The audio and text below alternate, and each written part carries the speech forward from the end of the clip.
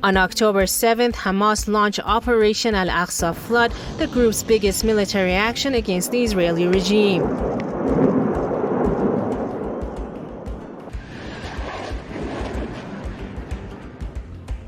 It was a natural response to years of brutal oppression against the Gaza Strip and the deliberate desecration of Al-Aqsa Mosque, among other things.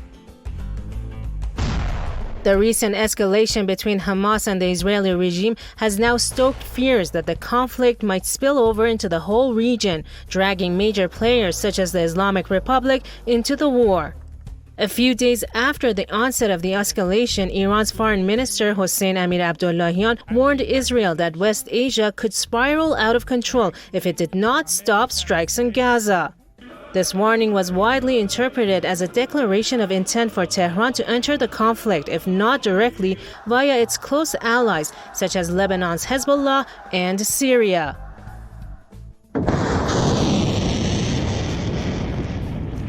Such interpretations have already raised the specter of a major escalation. But should the region brace itself for a doomsday scenario? Will Israel attack Iran after years of warnings? And what's Iran's position? These and more on this episode of Iran Today.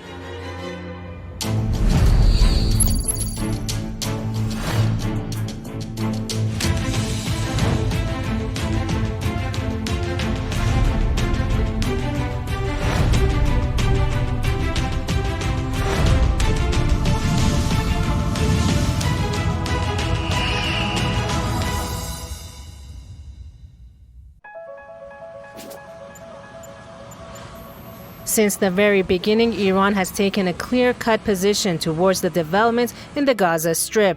The Islamic Republic has lauded the success of the October 7th operation by Hamas and at the same time has condemned Israel's bombardment of the Gaza Strip, in which more than 8,000 people have been killed.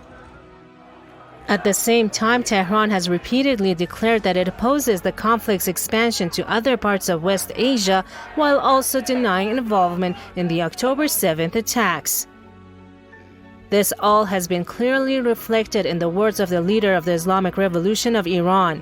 Just 3 days after the Operation Al-Aqsa Flood, Ayatollah Sayyid Ali Khamenei not only commended the military action, but also asserted that those who doubted this being the work of the Palestinians do not know the Palestinian nation and are miscalculating. Ayatollah Khamenei emphasized that while the entire Islamic world stands in solemn obligation to support the Palestinians and will do so with divine consent, this is the work of Palestinians themselves. This is Mr. Mehdi Azizi, the director of Negah No Center for Media Studies. As for Operation Al-Aqsa Flood, Tehran has asserted that it was totally a Palestinian move. Basically, it was formulated and orchestrated by Palestinian think tanks and had nothing to do with Tehran. Needless to say, it doesn't mean that Tehran is indifferent to the issue. We asserted even back in 2006 that the Islamic Republic of Iran would support the Islamic resistance movement in Lebanon, Palestine, and wherever it might be. So again, it doesn't mean that Iran has abandoned the Palestinian cause or has stopped supporting the resistance movement. No, not at all. But again, the move is totally Palestinian. Western and Israeli leaders have also said there was no evidence Iran was involved in the operation. Meanwhile, some, mainly in the West, say it remains unclear how far Iran would be willing to go in case of a wider escalation. To know more, we talked to Dr. Saadullah Zarei of Andishe Saze Noor Institute for Strategic Studies. He is also a professor of political science at Allame Tabatabai University. Dr. Zarei says Iran and the Israeli regime have been at loggerheads with each other for more than 4 decades. Iran has really been at war with Israel during the past 45 years, as has Israel been at war with Iran. As you know, the Israelis, for instance, have assassinated some of our nuclear scientists, so this is a real war. The two sides are also involved in cyber war against each other. Iran has been steadfast in its support of the Palestinian nation against the atrocities of the Israeli regime. In the case of Operation Al-Aqsa, Tehran has shown its complete support. So when it comes to the Palestinian cause, the Islamic Republic has never been on the margin. Currently, Iran's foreign minister is perhaps the only foreign minister among the Muslim countries that has traveled across the region to rally support for Palestine and the people in the Gaza Strip. Since the victory of the Islamic Revolution in 1979, Iran has opposed the Israeli regime in favor of the Palestinian cause. And now Iran's potential entry into the Gaza war will open a new chapter in the hostilities between the two enemies. But what are the odds that Tehran takes this direction? On October 15th, Iran's foreign minister Hossein Amir Abdullahian said, "We have conveyed our message to Israel through its allies that if they do not cease their atrocities in Gaza, Iran cannot simply remain an observer." 2 days later, on October 17th, the leader of the Islamic Revolution issued a sterner warning to Israel, stating, "If the crimes of the Zionist regime continue, Muslims and resistance forces will become impatient, and no one can stop them." But does it mean direct involvement in a full-scale war? To Dr. Zari, all options are on the table. Do you think a direct military war would happen between Iran and Israel? This is a real all-out war, but let's be more specific. Will Iran enter the conflict with its own jet fighters and missiles? If we feel that the situation will not be resolved without our direct military involvement, don't doubt that the Islamic Republic will do that. But in case it is not necessary, it's quite natural that we will not get involved in the conflict, as we don't seek to fan the flames of the war. We will do our best to stop the war and prevent it from spilling over into the region.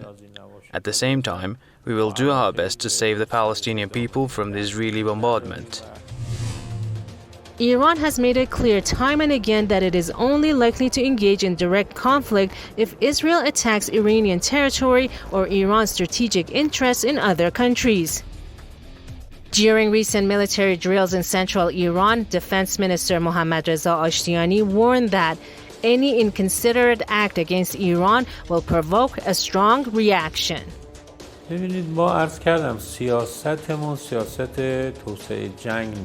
We are not after warmongering. This is not our strategy. The Islamic Republic of Iran has never started a war since its establishment. We have never started a tension in the region. Never. So the main principle is to avoid war, tension, and instability in the region. But this policy should not be unilateral. I mean, it's naive to see, for example, the Israeli regime is disrupting peace in the region and do nothing to stop it.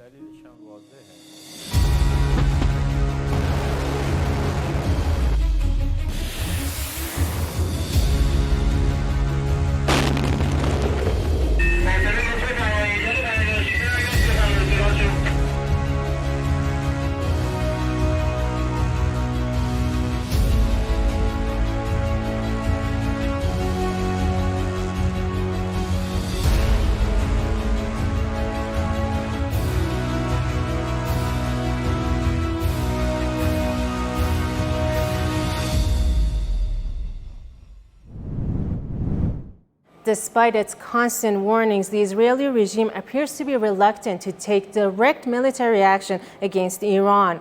Tel Aviv does not have a death wish. The Israelis are fully aware that open confrontation with Iran could be very costly. Israel's embarrassing failure on October 7th against a resistance group is a telltale sign that the regime's claimed invincibility is no more than a myth. As a major country in the region with great military prowess and deterrence, Iran is no easy target for any country in the world, let alone a regime that cannot even defend itself against a Palestinian group. Despite displaying animosity towards Iran, the Israeli regime seems to be unwilling to attack Iran directly. Why do you think that is? It's not feasible for the Israeli regime. In Lebanon and Palestine, the resistance groups have become more powerful. The Iron Dome and the United States military aid have proved ineffective. As a Western expert put it the other way, the Israeli regime cannot even survive for 3 days without foreign aid and support. The blows Israeli regime has received since 2006 and the situation it is trapped in show that Israel is not prepared for a long, full-scale war. Moreover, Israel has no common border with the Islamic Republic. The geographical distance between Haifa and the Iranian border city of Mehran is over 1,800 kilometers. And the regime would have great difficulty, if possible at all, to dispatch its forces to the Iranian borders. The regime may conduct airstrikes if it manages to pass over the skies of countries such as Syria and Iraq, which have close ties with Tehran, and if it manages to pass through Iran's defense system. This is Mr. Mehdi Khorsan, an Iranian expert in international relations. He thinks the Israeli regime will rue the day if it takes military action against Tehran. How probable do you think that Iran and Israel will have a direct confrontation? هزینه فایده برای رژیم صهیونیستی که با یک گروه Look at the way they are dealing with Hamas, a lowly group with no significant support. The Israeli regime, for example, boasts about its Iron Dome. On the other hand, Hamas is a group with limited military power. It's a group under blockade which does not have the technical know-how when it comes to military things. And yet, you see, the regime cannot handle the situation and instead is killing women and children in blind rage. This can illuminate what the situation would look like for the regime in case it goes to war with Iran. Right now, Israel is engaged with Hamas, but there are other resistance groups. Hezbollah has just warned the regime and has not yet had a serious entry into the war theater. It seems that Hamas, the Islamic Jihad movement, and Hezbollah, if form a coalition, can wipe the regime off the region. That said, the geographical conditions of Israel make the regime prone to Iran's retaliatory attacks. Despite Israel's claims about its military system, experience has shown that it is highly vulnerable, especially against a country like Iran. The Lebanese journalist and political analyst Mr. Hakam Amhaz agreed that geography plays a crucial role in this regard. The region's geography is of paramount importance.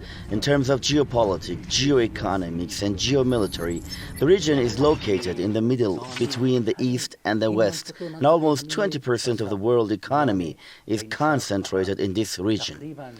So, can you imagine what would happen to the world if something happens to this region? It means a huge loss, not just for the region, but for the whole world. Right now, countries such as the US, Russia, Iran, and China each have counted on this region for their own purposes. What happens in this region could be very critical. The next world war might start from this region. In case of war with Iran, the Israeli regime has to fight on different fronts, as Iran's allies in the region would not remain mere bystanders. And above all, war with Iran would spill over the region with unintended consequences for the whole world. We asked Dr. Zari about what the West calls Iran's proxy war in the region. He said such war is against the Islamic Republic's core principles. In your opinion, do you think that Iran would engage in a proxy war against Israel? That is, if Hezbollah decides to attack Israel, would that be Iran's proxy? And to what extent does Hezbollah comply with Iran's interests and commands? Let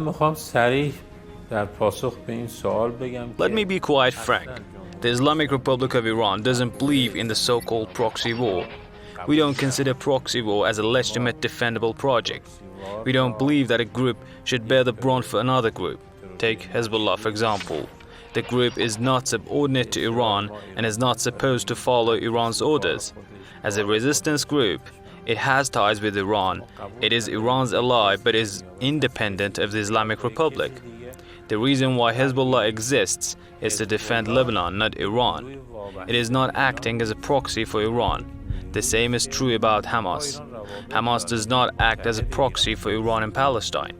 The same is true about resistance groups in Iraq. None of these groups act as a proxy for the Islamic Republic.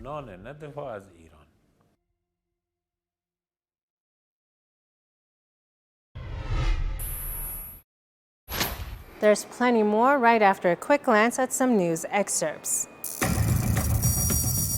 Welcome to the news section of the program, where we take a look at some news excerpts from different news websites. U.S. says it's not interested in expanding Israel-Hamas war, Iran's foreign minister says. Iranian Foreign Minister Amir Abdullahian said Monday that the U.S. sent his country two messages saying it's not interested in expanding the scope of the Israel-Hamas war. U.S. strikes Iran-linked sites in Syria amid fears Israel-Hamas war could escalate. According to the Guardian newspaper, the U.S. military has launched airstrikes on two locations in eastern Syria linked to Iran's Revolutionary Guards Corps, signaling a new willingness in Washington to engage its forces directly in a crisis in the Middle East. And Israel's actions in Gaza may force everyone to act, warns Iranian President Ebrahim Raisi. Times of Israel quotes from the Iranian President Raisi. The crimes of the Zionist regime have crossed the red lines, and this may force everyone to take action, Ebrahim Raisi wrote on X. Washington asks us not to do anything, but they keep giving widespread support to Israel. Now, Iran warns no one can stop resistance if Israel keeps bombing Gaza. Quoting from the leader of the Islamic Revolution, Ayatollah Sayyid Ali Khamenei, France 24 writes, if the crimes of the Zionist regime continue, Muslims and resistance forces will become impatient and no one can stop them, Ayatollah Khamenei said. The world will see this as Biden's war. Vox writes, while the Israeli military is carrying out this attack, much of the world views Israel's assault on Gaza as enabled by the United States. Now, this brings us to the end of this program. Please stay tuned as we go back to our main item. Israel knows that crossing red lines and engaging in open confrontation with the Islamic Republic could pose an existential threat to the regime. That is why Tel Aviv has constantly pulled back from the brink of war and opted for low-intensity skirmishes that do not jeopardize its survival. Israel's position on Iran has been inflexible. It has pursued for the so-called surgical strikes on Iranian nuclear facilities and has been implicated in the assassination of Iranian nuclear scientists, as well as sporadic acts of sabotage. We asked Mr. Khorsan if the Israeli regime would use its nuclear warheads against Iran. In case of any attack, how probable do you think that this will lead to a nuclear war? I think the Israeli regime would not use its nuclear warheads because of Iran's deterrence power that the country will use when the occasion arises. Moreover, it would be too naive to assume that the United States will give the regime the green light to use its nuclear warheads against Iran. At the same time, since Israel cannot go into direct conflict with Iran as a regional heavyweight, the regime has always tried to drag the United States and its European allies into war with the Islamic Republic. And right now, Tel Aviv is desperately seeking to expand the conflict big enough for the entry of other countries. In short, pitting the United States against Tehran has been the biggest dream the regime has been chasing over the past few decades. After all, in 2002, former Prime Minister of Israel Ariel Sharon flew to Washington to urge then U.S. President George Bush to invade Iran instead of Iraq. The Americans didn't because they knew any attack on Iran would be faced with national resistance. It is said that the Israeli regime is trying to convince the U.S. to go into a full-scale battle with Iran. To what extent do you agree with this statement?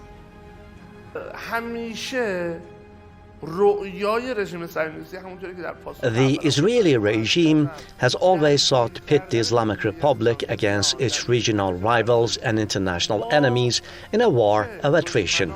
But I believe that the Americans are using their common sense, at least in this regard, and steer clear of a direct conflict with Iran, and they won't listen to the Israeli regime in this regard. Going to war with the Islamic Republic of Iran is easier said than done. But in case of any serious attack, Israel's first attack might be the regime's last attack. Since the victory of the Islamic Revolution, enmity towards the Israeli regime in support of the Palestinian nation has been an important part of Iran's foreign policy. But whether the country will enter the Palestinian-Israeli war or not is a question that history has answered. How probable do you think that there would be a direct war between Iran and Israel? Every side of the resistance movement knows what to do and does not wait for Iran to tell them what to do or not to do. Operation Al-Aqsa Flood has been undertaken by the Palestinian group alone. Iran's leader said that the country has nothing to do with the operation. This means that the resistance groups are in control and know what they're doing. We are in a volatile situation, but in my opinion, war between Iran and Israel or between Iran and the US is improbable. Iran has always cherished the Palestinian cause and proposed peaceful solutions to end the prolonged conflict between the Arabs and Israel. At the same time, despite Israel's provocative behavior, the Islamic Republic has always exercised restraint for the sake of stable peace in the region. But Israel should know it's playing with fire if it's going to act the villain of the peace. To Mr. Azizi, Tehran enjoys both military deterrence and political prudence in its overarching strategic vision.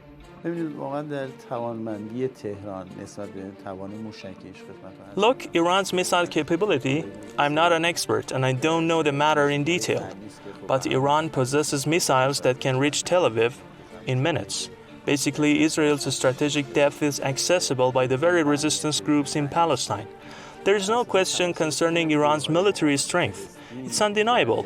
I need to add that Iran, at the same time that possesses military deterrence, has exercised strategic prudence over the past 4 decades. In other words, prudence, military power, and deterrence have made up Tehran's defense strategy. So far, without facing Iran in the war, it seems that the regime has already lost the war on at least 2 fronts. It has lost its reputation as a regime with a powerful army and intelligence services, and it has almost lost its hope of a durable normalization with Arab states. That's all for today. Thank you for watching from the whole team. We hope you enjoyed this edition of Iran Today. Please do tune in same time next week and each week after. Don't forget to send us your comments and topic requests. Till next time, take care.